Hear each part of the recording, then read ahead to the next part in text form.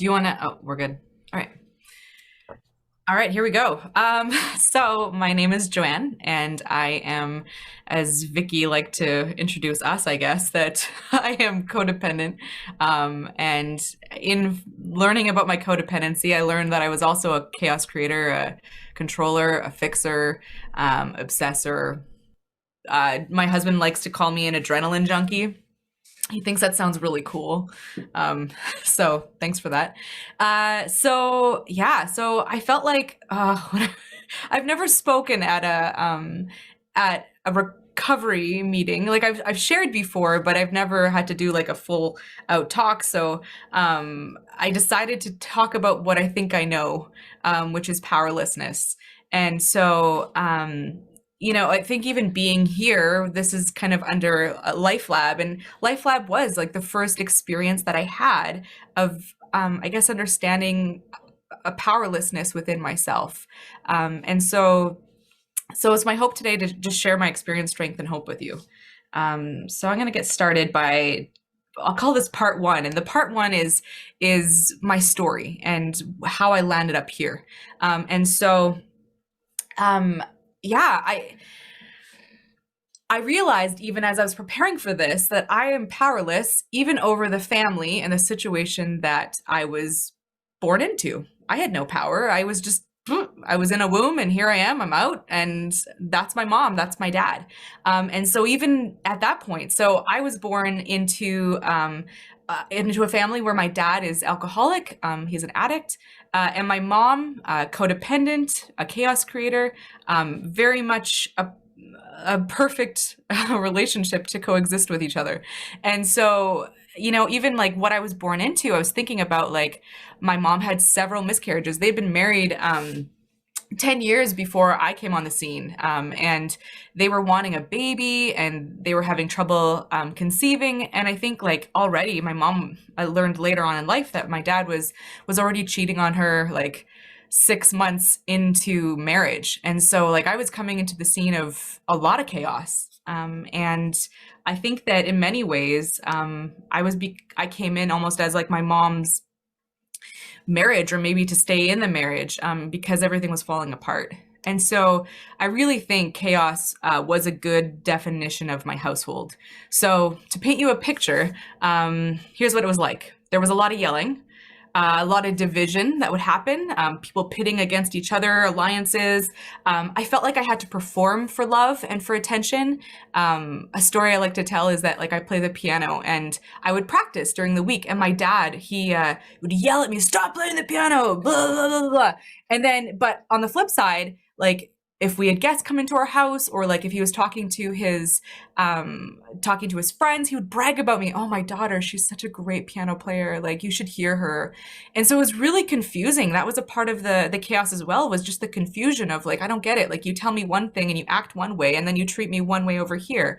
And so, I mean, other things that were chaotic, like my parents separated a few times growing up, come back together. My first real like major memory was of my mom and my dad, like my dad's official big adulterous thing that happened, and he had an affair with a woman at our church. And so I went to go stay with my grandparents with my mom for a little while, and then again moved back in, and my mom and dad got back together again. And so there was just all of this stuff going on, and we went to church growing up. I was brought up in the church, and I always felt like I lived these two different lives. Like the big book talks about Dr. Jekyll and Dr. Jekyll, Mr. Hyde, or maybe it's the other way around. I don't know. Doesn't matter. And I felt like that. Like I felt like we were one way as a family behind closed doors, and then we were a totally different way, like on a Sunday or a Bible studies and different things like that. And I remember thinking like, oh my gosh, if people only knew what happened behind closed doors.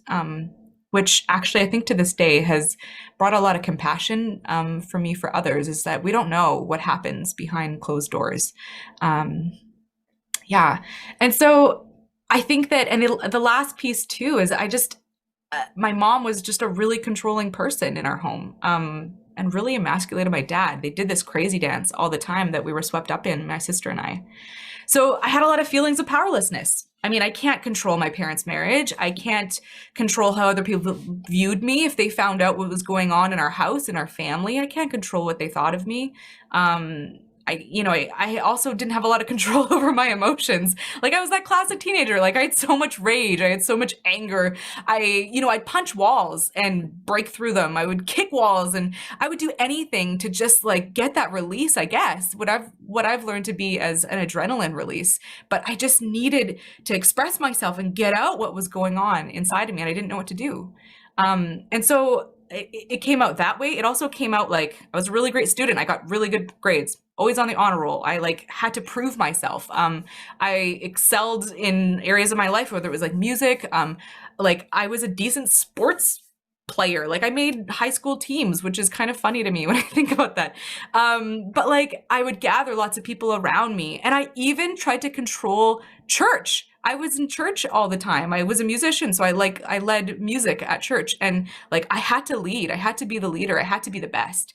And so just this having to prove myself and to convince myself and others that like I'm worthy, I belong, like I deserve to be here, like I'm good enough, I matter, and that like maybe I'm not entirely broken, because that's how I really feel inside. And I think that the big thing that I was thinking about was that it's shame that was kind of overarching a lot of the stuff, because I had all this negative talk to myself, like, you're no good, all of those things. And so I learned all of these patterns. I learned all these ways of life to survive, to cope. And it really was a rich environment to grow my controller, fixer, chaos creator self. And so I left. As soon as I was 18, I moved to BC. I lived in Saskatchewan. I was born in Saskatoon. Went out to BC so I could get, far enough away from my family, and get a fresh start and figure out who I was, I guess. And I remember the first time I admitted to someone that maybe things weren't normal for me. Why do I act this way? And it was the resident director of my dorm, and I told her about like my home life. I told her about like what went on behind our closed doors. It was the first time I really admitted that to someone, and ventured out to hopefully not feel judged, but to feel heard and known. And I asked her, I was like, am I bipolar? Am I depressed? Like, I always feel like I care so much for other people, more than other people care about other people. Like, why do I care so much? Or like, why do I feel so high and then I come down and I crash so low? All of these things were just what was going on inside of me. Okay, and so then I married my husband, Josh. I didn't know that he was an addict. Like, it's totally such a family disease. Like, I marry a guy who's addicted to porn, and then eventually I find out he's an alcoholic. Because I remember saying, like, oh, I think I got a good one. He's not anything like my dad. And, like, he's not like my dad in many ways. But, I mean, there's similarities, and it's like, oh, this is so real. And so, I think that one of the things that stayed constant in my life, by the grace of God, is that I stayed in the church, and I really tried my best to like love Jesus, and that's who I would call my higher power. And so I think we actually, Josh and I, we fast forward, we moved from BC to Ontario eventually, and we meet this couple that's on this call called John and Vicky. And I remember, and I think this is a spiritual experience. I remember being in church, and they're speaking from the front, and they tell their story. They tell their testimony about like drugs, addiction, like unfaithfulness, all of these things that I experienced growing up. And I was like, nobody talks about that in church. And I was like, I got to know more. And so got Vicky's number, went out for coffee, and like, I like the term fast friends because I feel we became fast friends. And so eventually leading me to go to LifeLab, where I was said here originally that I was introduced to the 12 steps. And so that was the first time I saw my codependency. I think there was even a class, a big portion at least of it, that talked about codependency. There's like a list, kind of like what Vicky read. I don't know if it was that list, but something to that effect, and being like, oh, check, check, check, check. I checked all of the boxes practically. And I was like, well, I guess that makes me codependent. And like at the very least, I knew that I grew up in an alcoholic family, that my mom was probably codependent. So at least I was Al-Anon. At least I knew that there was something going on and I needed some recovery. I needed some work had to be done. And so I think that like the chaos creation, the codependency can be really hard to spot because I think it's subtle often. And so I think skip forward, LifeLab happened maybe 6 years ago, my first experience with it. Josh kind of starts to deal with his battles of porn addiction, and like that was devastating for me. Every time he would, this is part of my codependency, every time he would like tell me, oh, Joanne, I had a slip up. I would like be devastated. I'd feel like cheated on. I would feel, oh my goodness, like, what are we going to do? I'm not okay. You're not okay. But then like my codependency would eventually like the trauma, whatever would happen. And then I would just kind of like slide it over and be like, actually, it's not so bad. Like, it's okay. And try to just control everything so that we could all be okay. And so we did this dance for a long time. And then about 2 years ago, Josh was like, oh, I think I'm alcoholic, and really got into the program even more. And so for a year, he did all of the things. He worked really, really hard. And I kind of, I guess, waited for the shoe to drop. That's how I live my life. I walk on eggshells and then I just wait for the shoe to drop because nothing will ever be good, I think. Often that's how I think of things. And so it hasn't yet. And so a year into his sobriety last year, in January, I decided to go to Coda. And decide, okay, like a good codependent, I think that you're okay. So I'm going to try to be okay now. And so I walked into that room, and it was, again, I think another spiritual experience. And I think having kids has also shown me a lot of my powerlessness. Yeah. And I think a part of it too is as I started to come into the realization that I was powerless, I had done a lot of things to try to stop doing the things I was doing. I tried, things I was doing was like, gossip or creating division or creating chaos, like I knew. And I started to see even what I was doing within myself was starting to repeat the patterns of my past and the way that I treated my kids, and the way I treated my husband. It was so similar. And so I was like, I don't want to be like that. And so I tried everything to stop. Like I was like, God, fix me. And he didn't. Like, he's doing it. He did do some things, but it wasn't enough, I guess. And I went to retreats. I went to inner healing places. I went to therapy. I would exercise and try to get us on a really great diet. I would find education, or else I would just even white knuckle and just like, don't do it, don't do it, don't do it, don't yell at him, don't, freak out, don't whatever. And I still would. And so, guys, sorry, I got notes here. And so I want to kind of just jump back to step one, which is where we are. So step one says that I admitted that I was powerless over chaos creation, over controlling, over fixing, over obsessing. I am powerless over other people, and that my life is unmanageable. It become unmanageable. And that's the truth. My life was unmanageable. And I want to read a little Melody Beattie quote here that I found really helpful. And she says, control is an illusion, especially the kind of control we've been trying to exert. In fact, controlling gives other people, events, and diseases, such as alcoholism, control over us.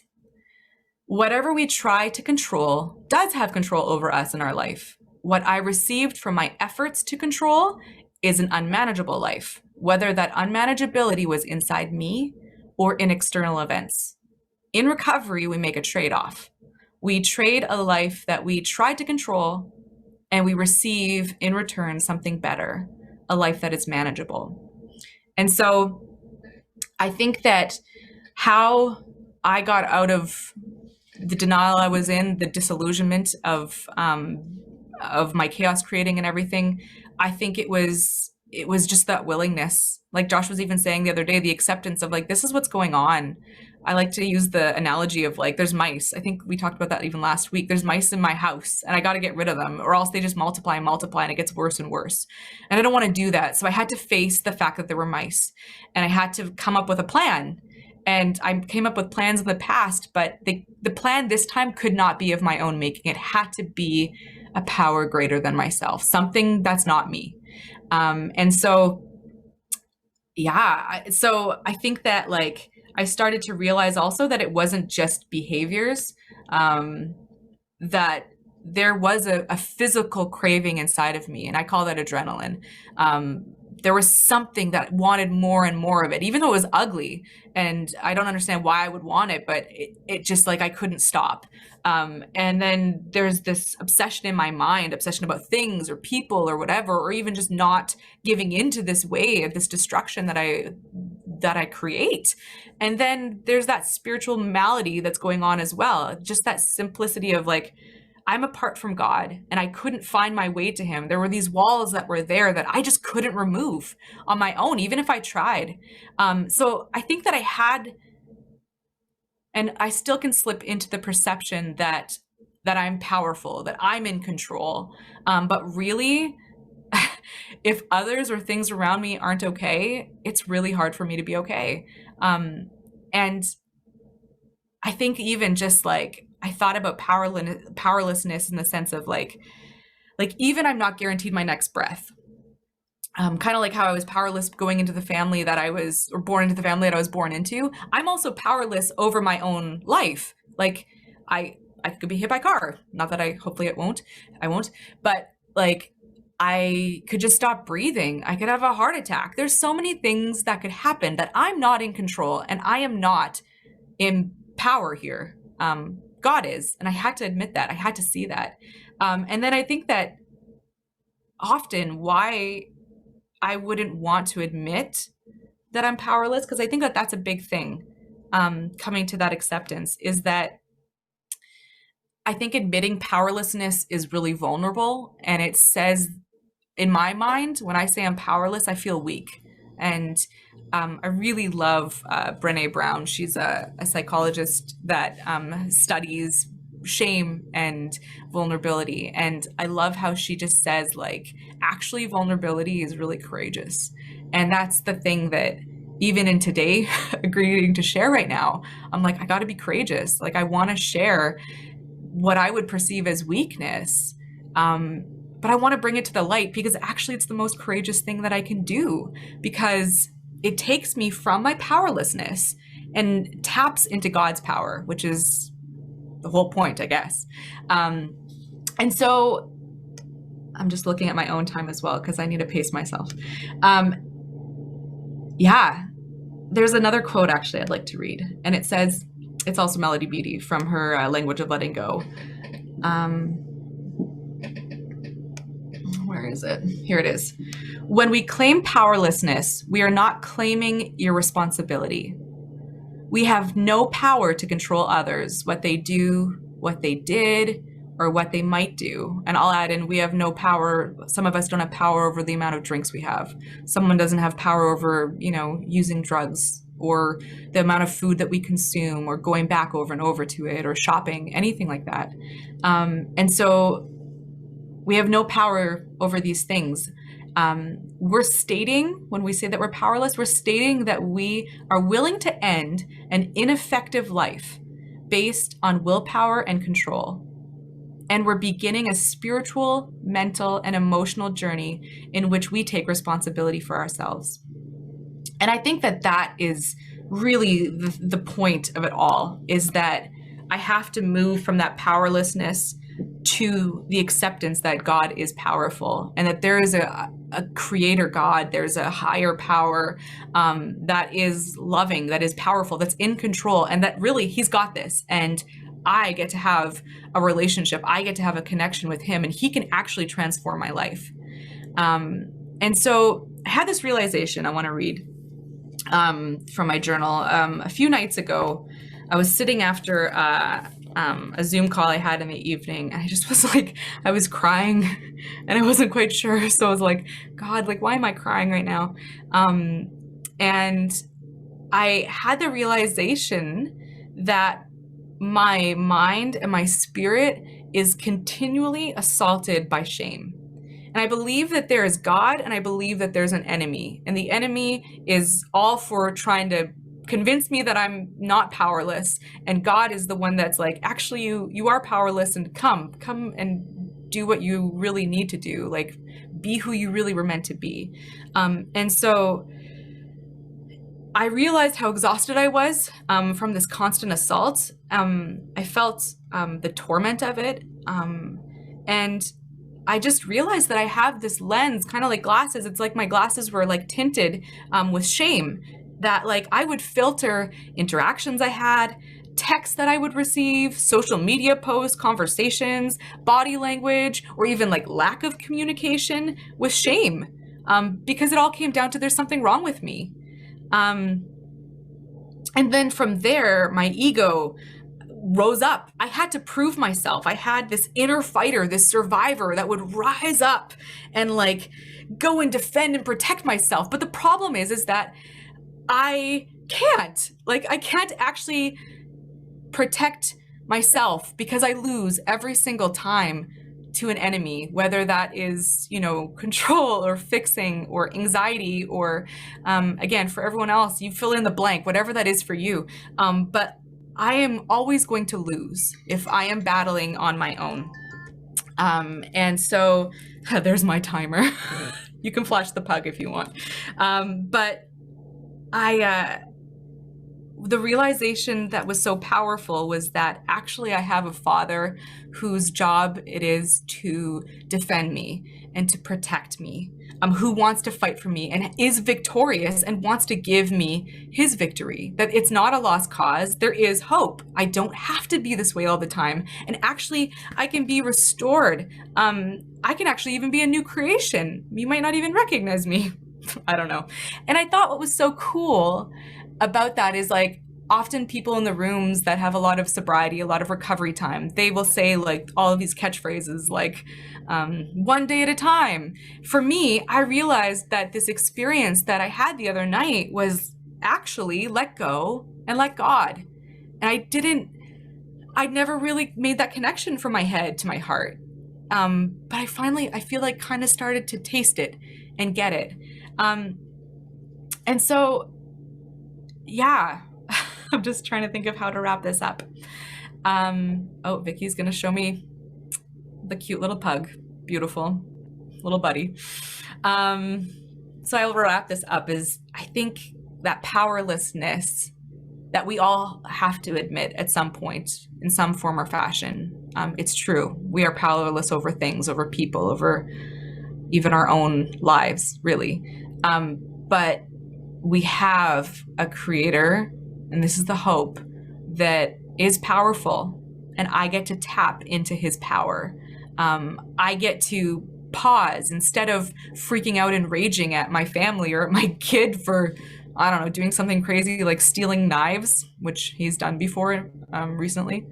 Remember, I don't know if anyone knows about that. He decided to cut his own peppers, and he's 4. But I don't have to rage and overreact and go crazy, and I don't have to let it consume me, and I don't have to let it affect the rest of my day or my week or my interaction over here or when I talk to this person over here. It doesn't have to taint everything. That actually, what I've learned is that I get to pause and I get to actually just say like, okay, God, I need you to take this worry, or I need you to take this obsession, and I need you to replace it. Like, can you just take it away from me in this moment? And I've realized that he's really faithful and good to do that.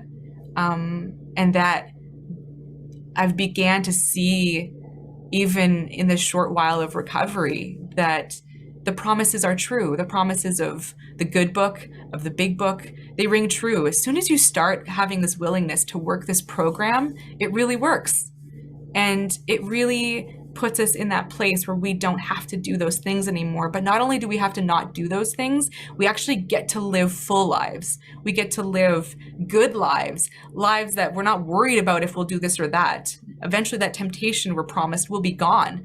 And so yeah, that's really all I've got, is that it's important to admit the powerlessness, but there's power that we get to access to overcome all of these things that we have in life coming after us. So that's all I got. Thank you for listening.